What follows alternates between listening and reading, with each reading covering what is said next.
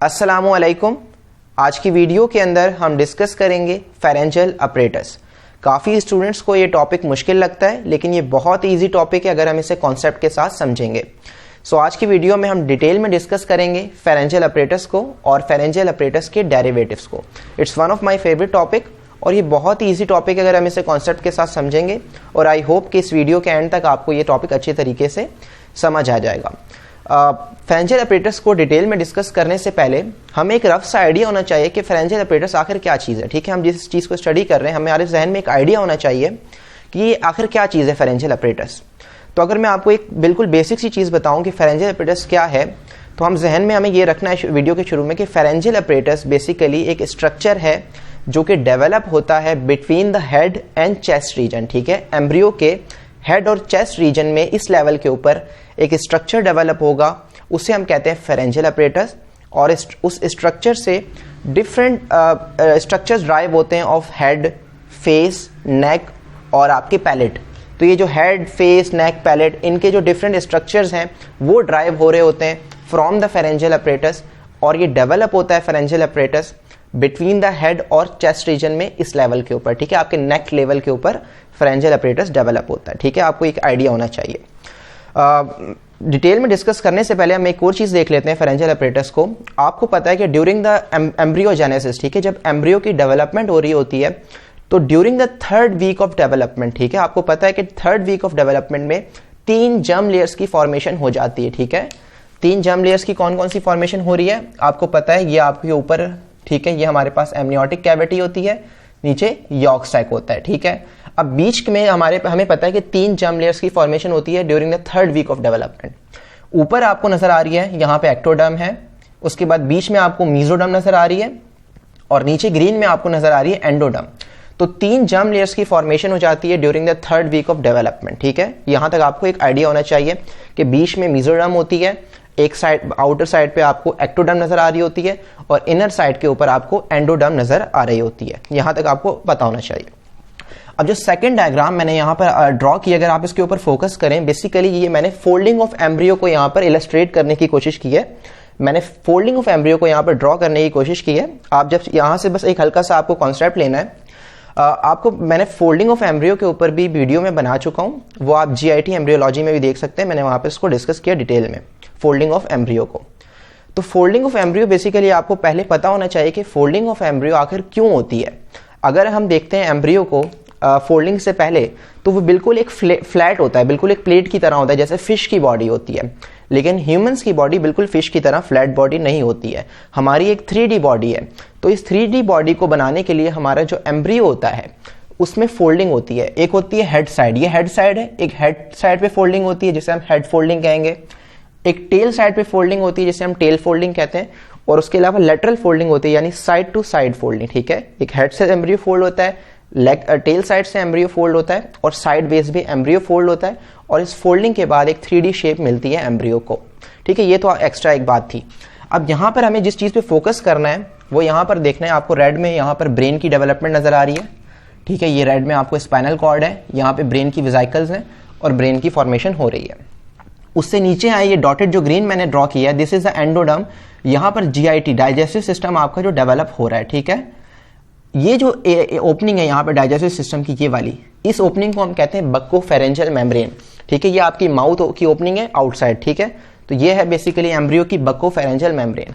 Buccopharyngeal membrane के नीचे आपको ये ब्लू में जो सर्कल नजर आ रहा है, ये सर्कल बेसिकली पेरिकार्डियम है। ठीक है, यहाँ इस वाले रीजन के ऊपर हार्ट की डेवलपमेंट होगी, तो यहाँ पर हार्ट होगा। ठीक है, यहाँ पर हार्ट होगा, और ये ऊपर यहाँ पे ब्रेन की वेसिकल है, तो ब्रेन की फॉर्मेशन हो रही है। यहाँ पर आपने सारे स्ट्रक्चर्स तो देख लिए यहाँ पर, लेकिन एक मेजर स्ट्रक्चर आपको मिसिंग नजर आ रही है, मिसिंग नजर आ रहा है स्ट्रक्चर। अगर वो देखें आप कि यहाँ पर हेड है, ठीक हो गया, यहाँ पे फिर बक्कोफेरेंजियल मेम्ब्रेन आ गई, आपका माउथ आ रहा है, उससे नीचे बिल्कुल हार्ट आ गया, तो बीच में नेक कहाँ गई। तो यहाँ पर हमें पता लगता है कि फोल्डिंग ऑफ एम्ब्रियो जब हो रही होती है तो उस वक्त नेक की फॉर्मेशन नहीं होती है। नेक की फॉर्मेशन कब होगी, बेसिकली जब फेरेंजियल अपरेटस यहाँ पर इस वाले एरिया के ऊपर जब फेरेंजियल अपरेटस की फॉर्मेशन होती है, तो फेरेंजियल अपरेटस फॉर्मेशन करवाएंगे नेक की, वरना यहाँ पर गैप नहीं होता, यहाँ पे बेसिकली नेक की फॉर्मेशन नहीं होती एम्ब्रियो में। तो during the 5th and 6th week of development pharyngeal apparatus develop होते हैं इस वाले रीजन में और नेक की फॉर्मेशन होती है, उससे पहले नेक नहीं होती है, ठीक है। तो फेरेंजियल अपरेटस की डेवलपमेंट कब होगी? During the 5th and 6th week of development. तो यहां तक आपको क्लियर है फेरेंजियल अपरेटस का। अब मैं आपको बताता चलूं कि फेरेंजियल अपरेटस बेसिकली क्या चीज है। अब यहां पे हमने देखा कि ऊपर एक्टोडर्म है, बीच के अंदर हमारे पास मीजोडर्म है और फिर अंदर की तरफ यहां पर हमारे पास एंडोडर्म प्रेजेंट है, ठीक है। एक्टोडर्म, मीजोडर्म और एंडोडर्म। तो जो इस एरिया के अंदर, इस वाले पर्टिकुलर एरिया में, नेक वाले एरिया के अंदर जो मीजोडर्म प्रेजेंट होती है वो बेसिकली थिक हो जाती है और बायलैटरल रिजेस की फॉर्मेशन कराती है, ठीक है। Bilateral rod like ridge structure form कराती है बायलैटरली, ठीक है, जो कि पीछे हमारे पास हाइंड ब्रेन की वेसिकल होती है, ठीक है। यहाँ पे हाइंड ब्रेन की वेसिकल होती है एम्ब्रियो में। यहाँ पर जो हमारे पास आपको अगर नजर आए, यहाँ पर जो मीजोडर्म है इन साइड में, बीच में जो एंडोडर्म और एक्टोडर्म के दरमियान में जो मीजोडर्म प्रेजेंट होती है वो यहाँ पे बायलैटरल रिजेस बनाएगी, ठीक है, रॉड लाइक स्ट्रक्चर बनाएगी जो आकर मिड लाइन में मिल जाते हैं, ठीक है। वो मिड लाइन में इस तरीके से मिल जाएंगे और इस तरीके से 6 हमारे पास रिजेस बनती हैं मीजोडर्म सी। मीजोडर्म की 6 रिजेस बनती हैं। इन रिजेस को हम कहते हैं फेरेंजियल आर्चेस, ठीक है। मैं आपको अभी डिटेल में समझाता हूँ ये। तो आपको यहाँ पर बेसिकली क्या है, हाइंड ब्रेन की वेसिकल है। यहाँ पर जो मीजोडर्म है आप बिलो में देख सकते हैं, ये मीजोडर्म इस तरीके से हमारे पास रिज बना रही है, रॉड लाइक स्ट्रक्चर बना रही है और ये बायलैटरली है, ठीक है। दोनों तरफ से जो मीजोडर्म है वो रिज बना रही है बायलैटरली और ये रिज आकर सेंटर में मिड लाइन ऑफ बॉडी में वेंट्रल साइड के ऊपर, आगे वाली साइड के ऊपर आके मिल जाती हैं, ठीक है। और एक हॉर्स शू स्ट्रक्चर, ठीक है, आपने सुना होगा ये जो स्ट्रक्चर बन गया इसे हम कहते हैं हॉर्स शू स्ट्रक्चर। तो एक हॉर्स शू स्ट्रक्चर की रिज बन जाती है। ये जो रिज बन गई है एक पूरी हॉर्स शू स्ट्रक्चर में, इसको हम कहते हैं फेरेंजियल आर्च। और इस तरीके की 6 आर्चेस बनती हैं यहां पर इन द नेक रीजन के अंदर एम्ब्रियो में और इन्हें हम कहते हैं फेरेंजियल आर्चेस, ठीक है। यहां तक क्लियर है आपको? अब फेरेंजियल आर्चेस ये तो मिड सेंटर में बनी है ना, यानी कि इसके अंदर की तरफ हमारे पास एंडोडर्म प्रेजेंट है और आउटर साइड पे अभी एक्टोडर्म प्रेजेंट है, ठीक है। और हमारे जो बीच में इन दोनों लेयर्स के बीच में जो मीजोडर्म है, तो मीजोडर्म बेसिकली रिजेस बना रही है। तो मीजोडर्मल रिजेस को, मीजोडर्मल जो कोर है अंदर, उसे हम कहते हैं फेरेंजियल आर्चेस। तो फेरेंजियल अपरेटस हम किसे कहते हैं उसे हम यहां पर देखते हैं कि मैं आपको मॉडल के जरिए थोड़ा समझा दूं। मैंने ये काफी मॉडल सा बना दिया आप लोगों को समझाने के लिए, आई होप इसे समझ आ जाए। अब आप यहां पर देख सकते हैं कि ये मीजोडर्म, मैंने इस पे कवरिंग नहीं है, यहां पर एंडोडर्म, यहां पर एक्टोडर्म नहीं है, यहां पर एंडोडर्म अभी कवरिंग नहीं है। तो बगैर कवरिंग के अगर आप देखें तो ये मीजोडर्म था अंदर साइड के ऊपर और इस मीजोडर्म ने इस तरीके से हॉर्स शू स्ट्रक्चर्स बना दिए और ये 6 आर्चेस बन गई, ठीक है। 1 2 3 4 5, वो एक जो 5th आर्च होती है वो डीजनरेट हो जाती है, तो मैंने वो यहाँ पर अभी बनाई नहीं है, उसको मैं आगे बताऊंगा आपको। तो ये आर्चेस बन गई यहाँ पर, ठीक है, और ये इस तरीके से प्रेजेंट होंगी, ठीक है। From the posterior side hind brain की वेसिकल से ये आगे की तरफ मूव करेंगी और इन द सेंटर ये यहाँ पर आकर ये मिल जाती हैं, ठीक है। सेंटर ऑफ द बॉडी में यहाँ पे मिल जाती हैं और इस तरीके की 6 आर्चेस मिलती हैं। तो ये जो सिर्फ मीजोडर्मल कोर होती है इसे हम कहते हैं फेरेंजियल आर्च, ठीक है। और जो फेरेंजियल अपरेटस हम किसे कह रहे हैं, यहाँ पर आउटर साइड के ऊपर प्रेजेंट है हमारे पास, ठीक है। यहाँ आउटर साइड के ऊपर प्रेजेंट होती है एक्टोडर्म। तो जो एक्टोडर्म है पहले वो बिल्कुल सीधी प्रेजेंट थी मीजोडर्म के बाहर पे, अब वो क्या करेगी, इन रिजेस के दरमियान में जो गैप है, ठीक है, 1 रिज 2 रिज 3 रिज, इन सब के दरमियान में गैप है। तो जो एक्टोडर्म है वो इन रिजेस के दरमियान में इस तरीके से डिप करेगी। आपको यहाँ डिप नजर आ रहा है, इस तरीके से अंदर डिप किया, फिर रिज को कवर कर लिया, फिर डिप किया, फिर रिज को कवर कर लिया, फिर डिप किया, फिर रिज को कवर कर लिया। ये जो एक्टोडर्म की डिपिंग है, इस डिपिंग को हम कहते हैं एक्टोडर्मल क्लेफ्ट्स, ठीक है, एक्टोडर्मल क्लेफ्ट्स। अब इनसाइड के ऊपर क्या प्रेजेंट है, एंडोडर्म। वो जो एंडोडर्म है वो भी इस तरीके से डिप करेगी, ठीक है, बिटवीन द रिजेस इस तरीके से डिप करेगी और जो एंडोडर्म की डिपिंग होती है उसे हम कहते हैं एंडोडर्मल पाउचेस, ठीक है। और अगर हम इन रिजेस का क्रॉस सेक्शन लेके अगर मैं आपको यहाँ पे एक कोरोनल सेक्शन दिखा दूं तो इस सेक्शन के अगर अंदर आपको नजर आ रहा है कि ये जो मैंने डॉट्स लगाए ये मीजोडर्मल रिजेस हैं। आउटर साइड के ऊपर ये हमारे पास आ गया एक्टोडर्म और एक्टोडर्म के अंदर ये जो डिप्स हैं इसे हम कहते हैं एक्टोडर्मल क्लेफ्ट्स। और यहां पर आपको नजर आ रहा है ये जो अंदर की साइड पे ग्रीन डिप्स हैं, ये एंडोडर्म है, और एंडोडर्म जो डिप कर रही है क्लेफ्ट्स के बीच वाली जगह पर, ठीक है, ये जो क्लेफ्ट्स बन गए, रिजिस के दरमियान जो क्लेफ्ट्स बन रहे हैं, यहां पर जो एंडोडर्म अगर डिप कर रही है उसे हम कहते हैं एंडोडर्मल पाउचेस, ठीक है। तो इन तीनों स्ट्रक्चर्स को मिला के मीजोडर्मल कोर जो कि फेरेंजियल आर्चेस हैं, और एक्टोडर्मल क्लेफ्ट्स और एंडोडर्मल पाउचेस, इन तीनों को मिला के जब हम बोलते हैं तो हम कहते हैं फेरेंजियल अपरेटस। और जब हम सिर्फ और सिर्फ मीजोडर्मल कोर यानी कि इन रिजिस की बात कर रहे होते हैं तो इन रिजिस को हम कहते हैं फेरेंजियल आर्चेस। सो इस वीडियो के अंदर हम मेन फोकस करेंगे फेरेंजियल आर्चेस के ऊपर, और जो एक्टोडर्मल क्लेफ्ट्स हैं और एंडोडर्मल पाउचेस हैं इनसे भी डिफरेंट स्ट्रक्चर्स ड्राइव होते हैं। सो नेक्स्ट वीडियो के अंदर हम फोकस करेंगे, हम डिस्कस करेंगे एक्टोडर्मल क्लेफ्ट्स को और एक्टोडर्मल क्लेफ्ट्स को और एंडोडर्मल पाउचेस को। सो इस वीडियो में हम मेन फोकस रखेंगे अपना इन मीजोडर्मल कोर के ऊपर, ये जो मीजोडर्मल हमारे पास रिजेस हैं जिसे हम कह रहे हैं फेरेंजियल आर्चेस। आई होप यहाँ तक क्लियर है, आपको काफ़ी टाइम चला गया इसमें समझाने में, लेकिन आई होप आपको कॉन्सेप्ट तो यहाँ तक आ गया होगा। अब अगर हम यहाँ पर एक रिज को देखते हैं, ठीक है, हाँ वो फिफ्थ आर्च का मैंने आपको बताया नहीं, जो हमारे पास 6 आर्चेस बनती हैं पहले फेरेंजियल आर्चेस यहाँ पर, लेकिन जो फिफ्थ आर्च होती है वो डीजनरेट हो जाती है, तो हमारे पास 5 आर्चेस रह जाती हैं, first arch, second arch, third arch, fourth arch and sixth arch. Fifth arch नहीं होती है क्योंकि वो डीजनरेट हो जाती है। अब यहाँ पर अगर हम देखें ये आर्च है, ये आर्च इस तरीके से मूव कर रही है, ठीक है, मैंने आपको यहाँ पे अभी बताया भी था, ये मिड लाइन में इस तरीके से है, ठीक है, ये इसका डोर्सल पार्ट है और ये वेंट्रल साइड है, ठीक है। तो यहाँ पर अगर हम इसको मैं बता दूं आपको, ये इसका हो गया ये वाला, ये है क्रेनियल बॉर्डर, क्योंकि ये ब्रेन की, ये हमारे पास क्रेनियल बॉर्डर है, ये इसका ऊपर की तरफ का। ये वाला जो इसका नीचे वाला बॉर्डर होगा इसका, उसे हम कहेंगे कॉर्डल बॉर्डर, ठीक है, ये क्रेनियल बॉर्डर, कॉर्डल बॉर्डर।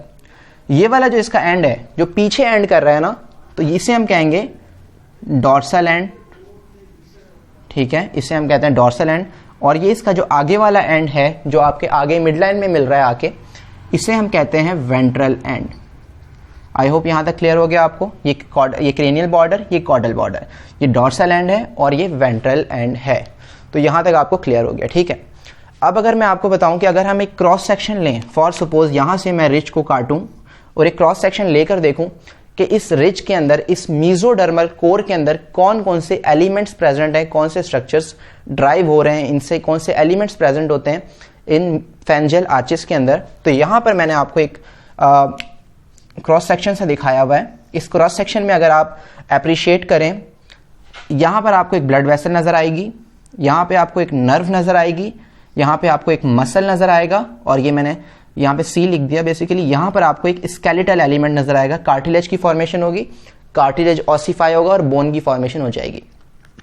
तो 4 एलिमेंट्स आपको मिलते हैं किसी भी फेरेंजियल आर्च में, ठीक है। अब ये जो 5 की 5 फेरेंजियल आर्चेस हैं, इनमें आपको 4 एलिमेंट्स मिलेंगे। वो कौन से एलिमेंट हैं? Skeletal elements. इन रिजिस के अंदर जो मीजोडर्म है वो कंडेंस होकर कार्टिलेज बनाएगी, और कार्टिलेज लेटर डेवलपमेंट के अंदर वो ऑसिफाई होता है और बोन की डेवलपमेंट होती है फ्रॉम दीज फेरेंजियल आर्चेस से। एक एलिमेंट आ गया स्केलेटल एलिमेंट। सेकेंड एलिमेंट है हमारा muscle of the arch. In arches से, इन मीजोडर्म से काफी मसल्स ड्राइव होते हैं, उन्हें हम अभी डिस्कस करेंगे, तो मसल्स होंगे सेकंड पे। थर्ड पे वेसल ऑफ द आर्च। अब ये सब स्ट्रक्चर्स जो डेवलप हो रहे हैं इन द फेरेंजियल आर्चेस में, तो उन्हें ब्लड सप्लाई भी चाहिए, तो जो ब्लड वेसल इनके साथ मूव करेगी इन द फेरेंजियल आर्चेस, वो भी इसके अंदर हमें मिलेगी जब हम क्रॉस सेक्शन लेंगे। और नर्व्स ऑफ द आर्च, क्योंकि इन स्ट्रक्चर्स को इनर्वेशन भी चाहिए, नर्व भी चाहिए, तो जो नर्व्स मूव करेंगी इन स्ट्रक्चर्स के अंदर, उन्हें भी हम अभी डिस्कस करेंगे। तो किसी भी फेरेंजियल आर्च को जब हम लेते हैं, उसका क्रॉस सेक्शन लेते हैं, तो हमें 4 कंपोनेंट्स मिलते हैं। आपको ये पता होना चाहिए, वाइवा में भी आपसे पूछ सकते हैं। तो 4 कंपोनेंट्स हैं, skeletal element, muscle, vessel and the nerve of the arch. ये 4 एलिमेंट्स आ जाते हैं। तो इन चारों को हम बारी बारी डिस्कस करेंगे। पहले हम स्केलेटल एलिमेंट, फिर मसल्स, फिर वेसल्स और फिर नर्व्स को डिस्कस करेंगे। पहले हम इसको स्केलेटल एलिमेंट्स को डिस्कस करते हैं।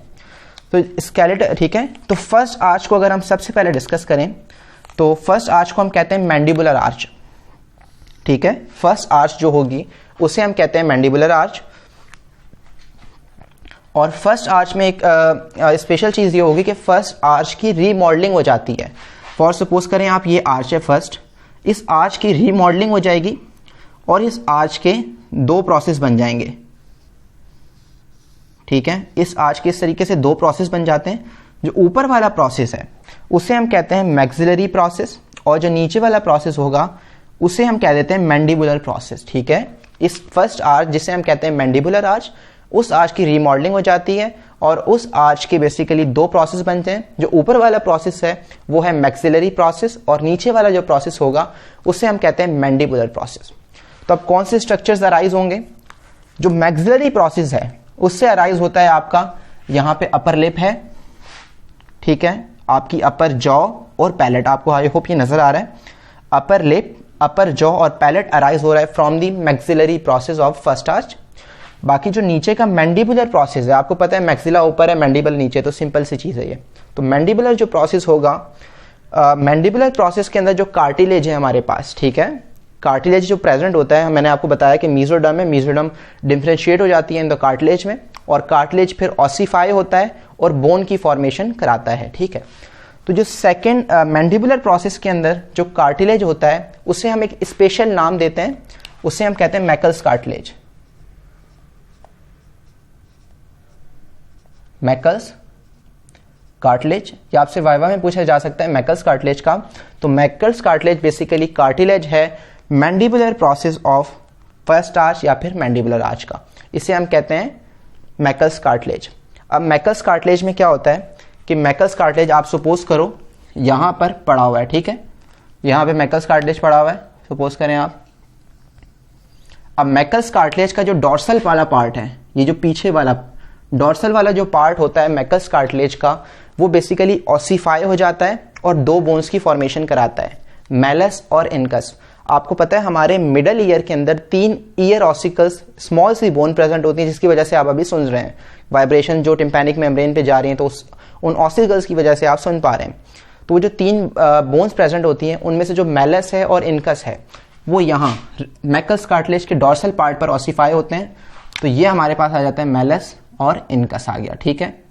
उसके बाद जो वेंट्रल पार्ट है, डॉर्सल पार्ट तो हो गया, ठीक है, ये मैलस आ गया, ये इनकस आ गया। जो वेंट्रल पार्ट है आगे वाला, ये वाला पार्ट तो हो गया। अब जो आगे वाला पार्ट है ये वाला मैकल्स कार्टिलेज का वेंट्रल पार्ट, यहां पर मैंडिबल की फॉर्मेशन हो रही होती है, तो ये वाला पार्ट एब्जॉर्ब हो जाता है इनटू द मैंडिबल और ये बॉडी ऑफ मैंडिबल की फॉर्मेशन कराता है। तो ये बॉडी ऑफ मैंडिबल की फॉर्मेशन करा देता है। अब आप ये जो बीच वाला पार्ट रह गया, अब ये वाला पार्ट बेसिकली डीजनरेट हो जाता है, ठीक है। यहां पर जो कार्टिलेज है वो डीजनरेट हो जाएगा, लेकिन जो कार्टिलेज की कवरिंग होती है जिसे हम कहते हैं पेरिकॉन्ड्रियम, वो यहां पर परसिस्ट करती है, वो यहां पर रह जाती है। आपको पता है कि बोन्स की कवरिंग होती है पेरिकॉस्टियम, इसी तरह कार्टिलेज की कवरिंग होती है पेरिकॉन्ड्रियम। तो यहां पे भी बोन बन गई, यहां पे भी बोन बन गई, बीच से कार्टिलेज हो गया डीजनरेट, लेकिन वहां पर जो कवरिंग है कार्टिलेज की पेरिकॉन्ड्रियम वो रह जाती है। तो पेरिकॉन्ड्रियम से 2 लिगामेंट्स बनते हैं हमारे पास, अराइज हो जाते हैं।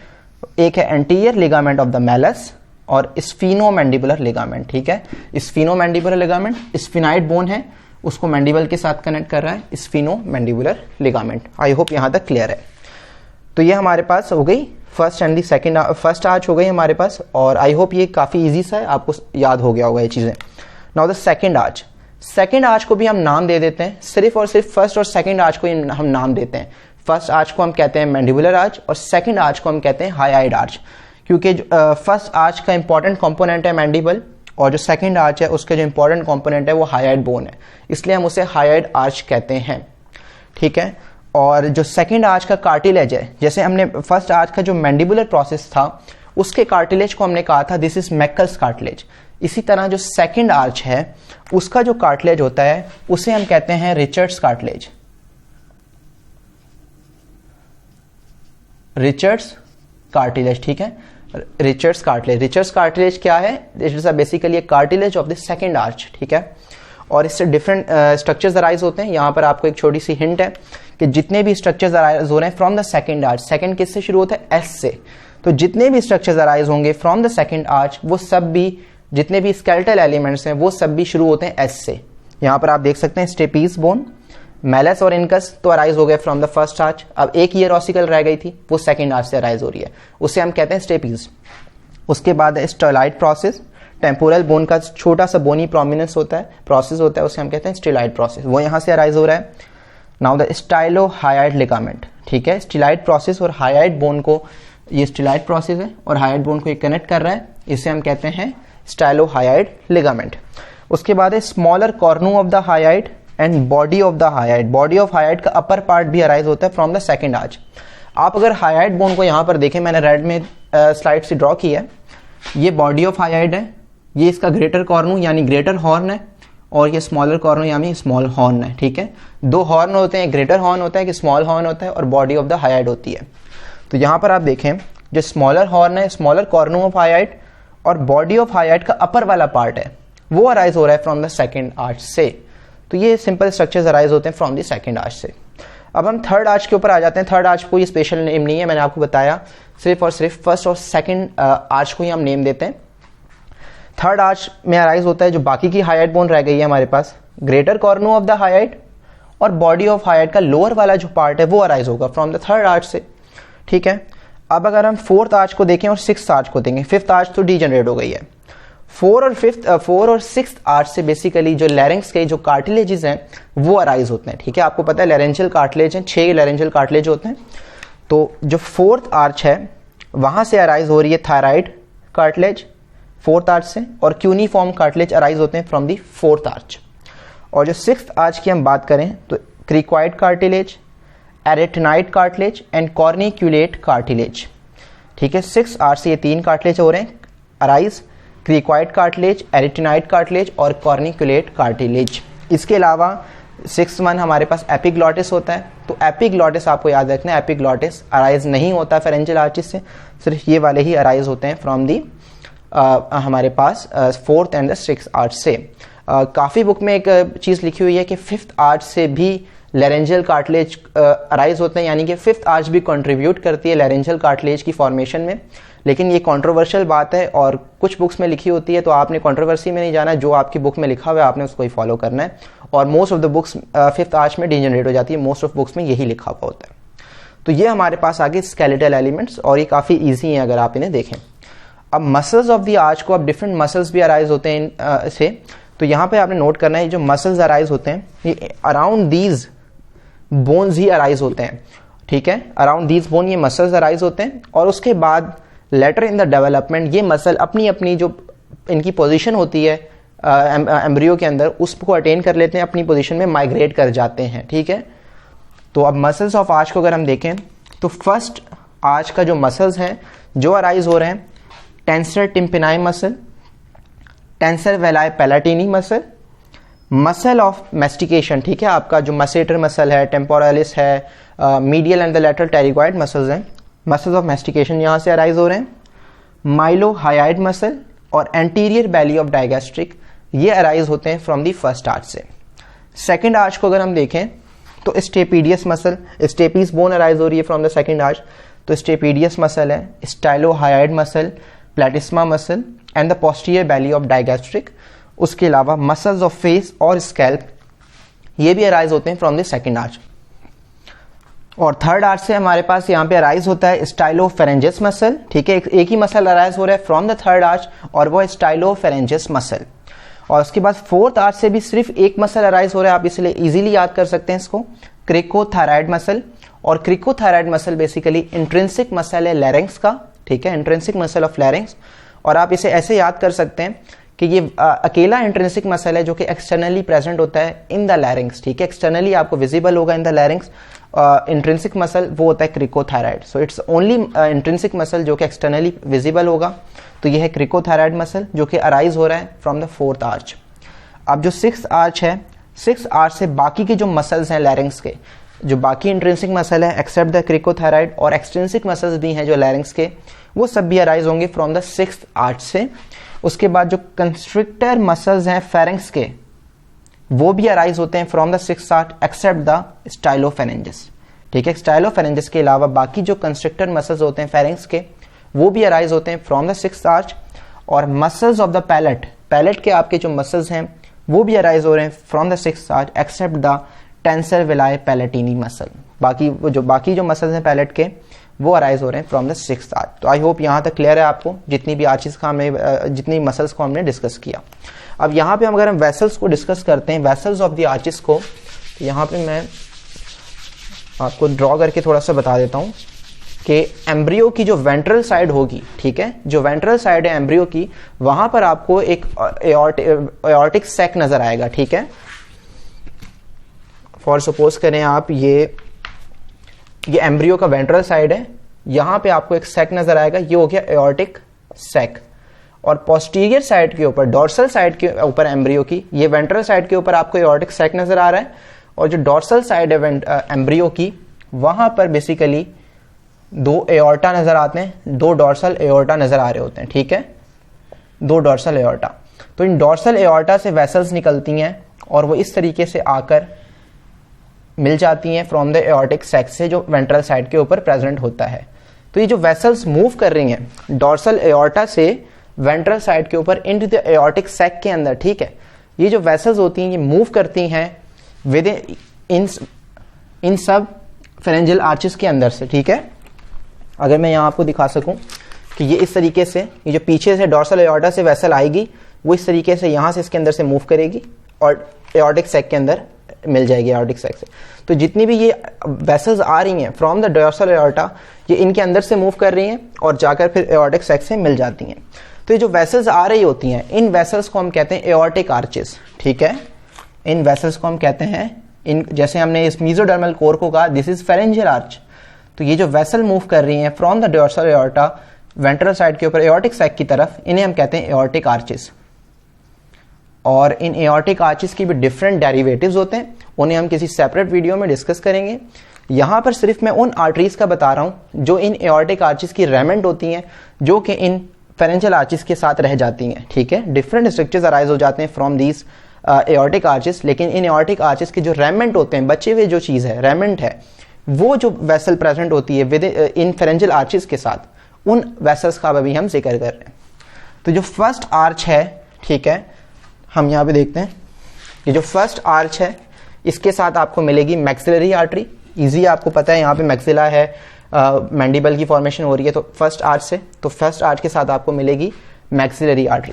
सेकंड आर्च को हम देखते हैं, तो सेकंड आर्च के साथ आपको मिलेगी स्टेपीडियल आर्टरी, स्टेपीज की फॉर्मेशन हो रही है, आप उससे याद कर सकते हैं। नंबर थर्ड पे और नीचे की तरफ आप आते जा रहे हैं, ठीक है, मैक्सिलरी आर्टरी, स्टेपीडियल आर्टरी। तो कॉमन कैरोटिड और इंटरनल कैरोटिड आर्टरी आपको मिलेगी थर्ड आर्च के साथ। फोर्थ आर्च को आप दो आर्टरीज मिल रही हैं फोर्थ आर्च की, ठीक है, फोर्थ आर्च की जो राइट साइड है वहां पर आपको मिलेगी राइट सबक्लेवियन आर्टरी, और जो लेफ्ट साइड होगी फोर्थ आर्च की, वहां पर आपको मिलेगी आर्च ऑफ एओर्टा। जो सिक्स्थ आर्च होगी वहां पर भी दो आपको मिल रही हैं, दो आर्टरीज। जो राइट साइड है वहां पर आपको right and left pulmonary artery मिलेगी, और जो लेफ्ट साइड होगी आर्च की, वहां पर आपको डक्टस आर्टेरियोसस मिलेगा। तो ये डिफरेंट वेसल्स थी जो कि आपको याद रखनी है कि कौन सी आर्च के साथ कौन सी वेसल प्रेजेंट होती है। तो अभी एक चीज हमारे पास लास्ट चीज रह गई है, नर्व्स ऑफ द आर्च को।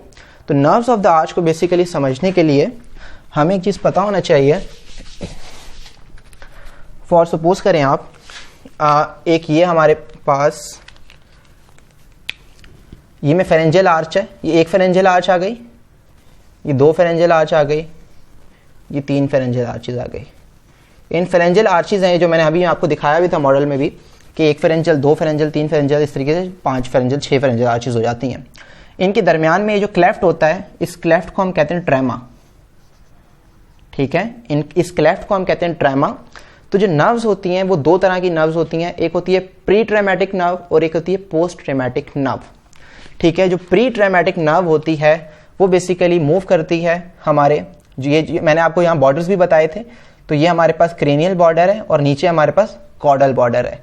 तो जो प्री ट्रेमेटिक नर्व होती है हमारे पास वो मूव कर रही होती है कॉर्डल बॉर्डर के साथ, ठीक है, और जो पोस्ट ट्रेमेटिक नर्व होती है वो मूव करती है बेसिकली हमारे पास क्रेनियल बॉर्डर के साथ, ठीक है।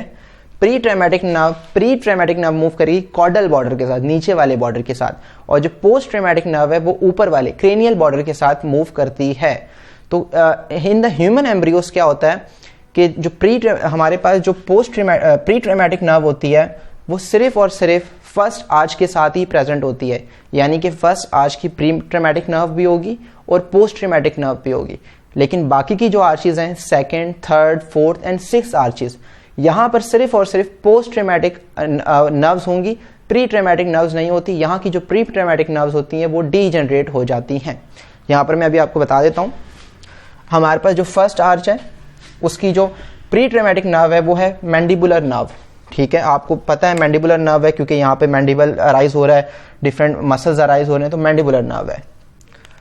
तो यहाँ पर आप देखेंगे मैंडिबुलर नर्व है जो कि इस तरीके से मूव कर रही है। ठीक है, पोस्ट ट्रॉमेटिक नर्व जो क्रेनियल बॉर्डर से मूव कर रही है तो पोस्ट ट्रॉमेटिक नर्व है मैंडिबुलर नर्व। अब यहाँ पर ये फर्स्ट आर्च, ये सेकेंड, ये थर्ड, यहाँ पर अब क्या होता है कि फेशियल नर्व इस तरीके से इस क्लेफ्ट के अंदर एंटर करती है और फेशियल नर्व अपनी एक ब्रांच दे देती है। उस ब्रांच को हम कहते हैं कॉर्डा टिम्पनाई। तो जो कॉर्डा टिम्पनाई है वो बेसिकली क्या है, वो हमारे पास प्री ट्रॉमेटिक नर्व बना रही है ऑफ द फर्स्ट आर्च को। प्री ट्रॉमेटिक नर्व कहाँ से मूव करेगी, कॉर्डल बॉर्डर से। तो फर्स्ट आर्च की कॉर्डल बॉर्डर पे मूव करती है कॉर्डा टिम्पनाई, जो कि seventh cranial nerve facial nerve से निकलकर आती है और फेशियल नर्व इस तरीके से मूव कर जाती है। तो ये हमारे पास मैंडिबुलर नर्व और कॉर्डा टिम्पनाई हो गई फर्स्ट आर्च की। ठीक है, ये मैंडिबुलर नर्व हो गई पोस्ट ट्रॉमेटिक और जो कॉर्डा टिम्पनाई है वो प्री ट्रॉमेटिक हो गई, क्योंकि मैंडिबुलर नर्व मूव कर रही है क्रेनियल बॉर्डर के साथ और जो कॉर्डा टिम्पनाई है वो मूव कर रही है कॉर्डल बॉर्डर के साथ। अब हमारे पास सेकंड आर्च है, उसकी नर्व होती है फेशियल नर्व। मैंने आपको यहाँ पे बता दिया कि ये इस तरीके से क्रेनियल बॉर्डर के साथ मूव कर रही है फेशियल नर्व, तो ये हमारे पास हो गई पोस्ट ट्रॉमेटिक नर्व। और इसने जो ब्रांच दी है जो कि कॉर्डल बॉर्डर के साथ मूव कर रही है of the first arch chorda tympani, वो हो गई प्री ट्रॉमेटिक नर्व। तो सेकंड आर्च में हमारे पास फेशियल नर्व हमें मिलती है, सेवेंथ क्रेनियल नर्व। उसके बाद हमारे पास थर्ड पर आ जाती है ग्लोसोफेरेंजियल नर्व। ठीक है, नाइन्थ क्रेनियल नर्व है वो इस तरीके से थर्ड की हो गई पोस्ट ट्रॉमेटिक। उसके बाद हमारे पास फोर्थ ग्लोसोफेरेंजियल है। ठीक है, उसके बाद हमारे सेकंड पे आप फेशियल नर्व ऐसे भी याद कर सकते हैं, सेकंड वाली जो मसल्स हैं, सेकंड पे आप मसल्स को अगर देखें तो मसल्स ऑफ फेस तो फेशियल नर्व है। अब थर्ड पे अगर आप देखते हैं तो ग्लोसोफेरेंजियल नर्व होती है, वो इस तरीके से मूव कर रही है थर्ड पे। थर्ड का जो पोस्ट ट्रॉमेटिक नर्व है वो है ग्लोसोफेरेंजियल नर्व। और ग्लोसोफेरेंजियल नर्व को भी आप याद रख सकते हैं क्योंकि थर्ड आर्च से जो मसल अराइज हो रहा है उसे हम कहते हैं स्टाइलोफेरेंजियस मसल। तो ग्लोसोफेरेंजियल नर्व की एक ही मोटर सप्लाई होती है, वो होती है स्टाइलोफेरेंजियस मसल को। तो आप ये इजीली याद रख सकते हैं। जो फोर्थ मसल है आपको पता है ये लैरिंजियल मसल्स हैं फोर्थ आर्च से। तो एक्सटर्नल लैरिंजियल नर्व जो कि ब्रांच होती है आगे जाके हमारे पास वैगस नर्व की ब्रांच है, टेंथ क्रेनियल नर्व की। और जो सिक्स हमारे पास आर्च है उससे भी मसल्स अराइज हो रहे हैं, लैरिंक्स के मसल्स अराइज हो रहे हैं।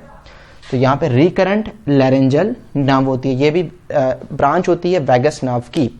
तो आई होप आपको ये क्लियर हो गया होगा प्री ट्रॉमेटिक और पोस्ट ट्रॉमेटिक वाला। तो यहाँ पे ठीक है, जो फर्स्ट आर्च है उसकी पोस्ट ट्रॉमेटिक भी और प्री ट्रॉमेटिक भी है। बाकी सब की जो ब्रांच नर्व्स हैं वो सब पोस्ट ट्रॉमेटिक नर्व्स हैं। जो प्री ट्रॉमेटिक नर्व है वो डीजनरेट हो चुकी हैं। तो आई होप यहाँ तक आपको क्लियर हो गया होगा। तो ये काफ़ी ईजी है स्केलेटल एलिमेंट्स, आपको बस थोड़ा सा ट्रिक के साथ अपने जहन में इन चीज़ों को बिठाना है। और बाकी आपको आई होप कॉन्सेप्ट के साथ समझ तो आ गया कि क्या ये फेरेंजियल अपरेटस क्या है, फेरेंजियल आर्चेस क्या चीज़ है और कौन से स्ट्रक्चर इनसे ड्राइव होते हैं।